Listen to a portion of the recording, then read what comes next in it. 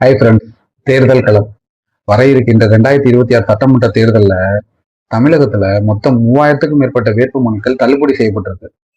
530 வேட்பு மனுக்கள் திரும்ப பெறப்பட்டிருக்கு. இறுதியா தமிழகத்துல மொத்தம் 4023 பேர் போட்டியிட தயாரா இருக்காங்க. குறிப்பா திருச்சி மாவட்டத்தில் உள்ள 9 சட்டமன்ற தொகுதியில மொத்தம் 171 பேர் போட்டியிட தயாரா இருக்காங்க.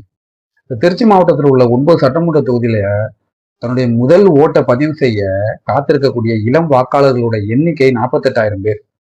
திருச்சி மாவட்டத்துல திருச்சி கிழக்கு, மேற்கு, ஸ்ரீரங்கம், திருவரம்பூர், லால்குடி, முசிறி, மணச்சநல்லூர், மணப்பாறை, துறையூர் தனி தொகுதி அப்படின்னு இந்த 9 சட்டமன்ற தொகுதிகளிலும் உள்ள மொத்த வாக்காளர்கள் 21,26,303 பேர்.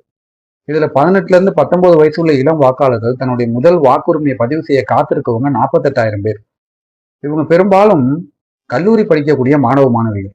+2 படிச்சுட்டு இல்லைன்னா அதுக்கு கீழே படிச்சுட்டு குடும்ப சூழ்நிலை காரணமா ஏதாவது ஒரு தனியார் கம்பெனியில வேலைக்கு போறவங்க. பாதி பேர் வேலைக்கு போகாம வீட்டிலேயே தன்னுடைய பெற்றோர்கள் ஆதரவுலேயே இருக்கக்கூடியவங்க. இப்படிப்பட்ட இளம் வாக்காளர்களுடைய சிந்தனையும் செயல்பாடுகளும் ரொம்பவே வித்தியாசமா தான் இருக்கு. இவங்க ஒரு முடிவு எடுத்துட்டா அவங்க பெற்றவங்களே மாற்ற முடியாத சூழ்நிலை இருக்கிறதுனால இவர்களுடைய வாக்கு யாருக்கு சாதகமாக அமைய போகுது அப்படின்னு பொறுத்திருந்து பார்ப்போம். நன்றி, வணக்கம்.